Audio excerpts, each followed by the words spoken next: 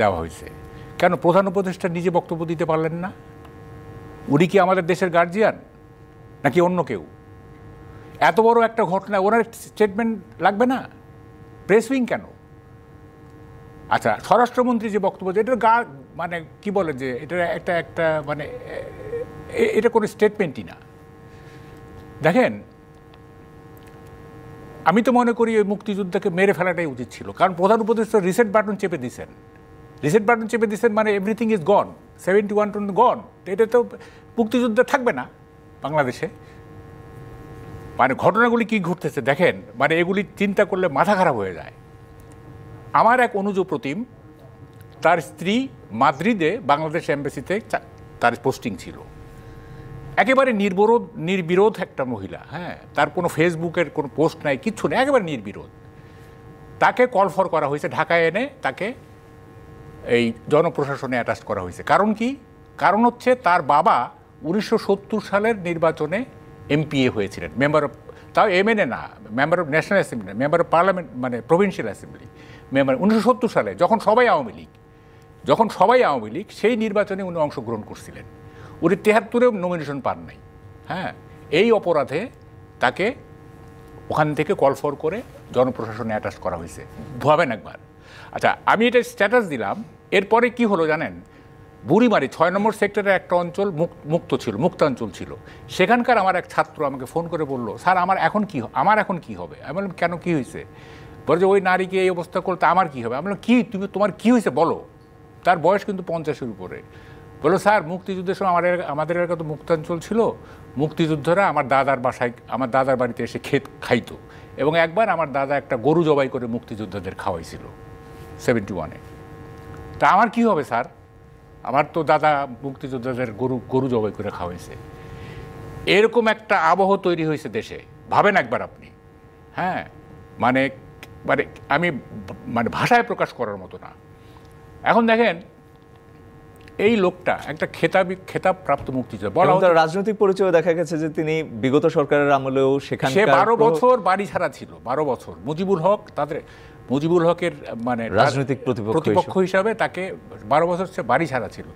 তার নামে অনেক মামলা আছে। That is besides the point. What is inside the point is, তার গলায় জুতো পরানো যায় কিনা, that is the vital question. এবং দেখেন, আমাকে 14 গ্রাম থেকে ফোন করতেছে লোকজন, বলতেছে এখানে আওয়ামী লীগ এবং বিএনপির ঐক্য হয়ে গেছে। মানে মুক্তিযুদ্ধের প্রশ্নে আওয়ামী লীগ এবং বিএনপি এরা মানে আওয়ামী লীগ একটু মানে লুকায়িত অবস্থায় ছিল, মানে তাদের তো এখন আর কোনো ইয়ে নাই, তারা নাকি এখন বের হয়ে বিএনপির সঙ্গে হয়ে এখন ঐক্যবদ্ধ হয়ে যাচ্ছে আর কি। মানে জিনিসটা কতটা স্পার্ক করছে আপনি বুঝেন। এবং মানে এইটা কি, ওই যে আপনি বলতেছিলেন যে আমাদের দেশে ফ্যাসিবাদী হওয়ার সমস্ত উপকরণ আছে। কে কখন ফ্যাসিবাদী হয়ে যাবে আপনি ইউ নেভার নো। হ্যাঁ, মানে এই দেশটা মানে এই জায়গায় কে আনলো?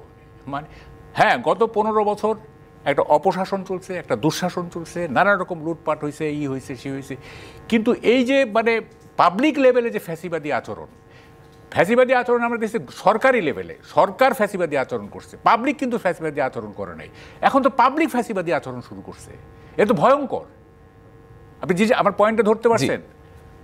শেখ হাসিনা নিজে ফ্যাসিবাদী আচরণ করছে, তার স্টেট মেকানিজম ফ্যাসিবাদী। পাবলিক তো ফ্যাসিবাদী আচরণ করে নাই, এখন তো পাবলিক ফ্যাসিবাদী হয়ে উঠতেছে।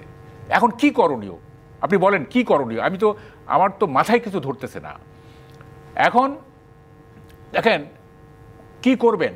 ফুয়াদ নামের এক ব্যারিস্টার নাকি, হ্যাঁ, সে এবি পার্টির কি চেয়ারম্যান না কি জানি, সে বলতেছে সে 16ই ডিসেম্বর বিজয় দিবস মানে না, বলতেছে টেলিভিশনে, বলতেছে সে বিজয় দিবস, সে নাকি আরেকটা বিজয় দিবস বের করবে, এবং সে নির্বিঘ্নে ঘুরে বেড়াচ্ছে। তার কোনো জবাবদিহিতা নাই। মানে তাকে তো মানে কোনো জবাবদিহির আওতায় কেউ তো জবাবদিহি জিজ্ঞেস করার না। এর তো নাম বের হয়েছে যে যেমন খুশি তেমন সাজো। এই দেশ তো যেমন খুশি তেমন সাজো হয়ে গেছে। যে যেভাবে পারতেছে বলতেছে, যে যেভাবে করতেছে। হ্যাঁ, মানে তার কোনো আমাদের এই সরকারের যে সেকেন্ড ম্যান আমি বলবো, এই যে মাহফুজ আলম সাহেব, ইনি তো সেকেন্ড ম্যান। মানে কি বলে, এটা পারসেপশনটা তো তাই। হ্যাঁ, এবং বিতর্ক আছে যে আসিফ নজরুল সেকেন্ড ম্যান না সে সেকেন্ড ম্যান, এটা নিয়ে একটু বিতর্ক আছে। যাই হোক, আমি মনে করি Mahfuz Alam is the second man. উনি একটা স্ট্যাটাস দিলেন, এমন একটা স্ট্যাটাস দিলেন যে স্ট্যাটাসটা তাকে 1.5-2 ঘন্টার মধ্যে তাকে ডিলিট করতে হইল। কত ইরেসপন্সিবল দেখেন, একটা রাষ্ট্রের দ্বিতীয় ব্যক্তি হয়ে উনি এমন একটা স্ট্যাটাস দিলেন, বা অভ্যুত্থানের এত গুরুত্বপূর্ণ ব্যক্তি হয়ে, এমন এত মাস্টার মাইন্ড বলা হচ্ছিল তাকে সে নাকি মাস্টার মাইন্ড। হ্যাঁ, উনি এমন একটা স্ট্যাটাস দিলেন যেটাকে তাকে নিজেকেই তাকে মানে এটাকে ডিলিট করতে হইলো। মানে কত বড় ইরেসপন্সিবল হলে একটা গভর্নমেন্ট। হ্যাঁ, এবং কত মানে এবং কোনো জবাবদিহিতা তো নাই। আমার ইচ্ছা হচ্ছে আমি মানে গিয়ে বঙ্গভবনে গিয়ে কনস্টিটিউশনে বঙ্গবন্ধু জাতির পিতা, তুমি কনস্টিটিউশনটা বাতিল করো আগে, অথবা স্থগিত করে দাও, তারপরে তুমি গিয়ে ওখানে বঙ্গবন্ধুর ছবি নামাও। দ্যাট উড হ্যাভ বিন দি মানে লজিক্যাল স্টেপ। হ্যাঁ, কনস্টিটিউশনে আছে, কনস্টিটিউশন বলবৎ আছে, এবং সেখানে বঙ্গবন্ধু জাতির পিতা, আর আপনি কি করলেন, গিয়ে ওখানে বঙ্গবন্ধুর ছবিটা নামায় ফেললেন। এটা কিছু হইলো? আপনি একটা কিছু করলে তো একটা আইনগতভাবে করতে হবে, তাই না?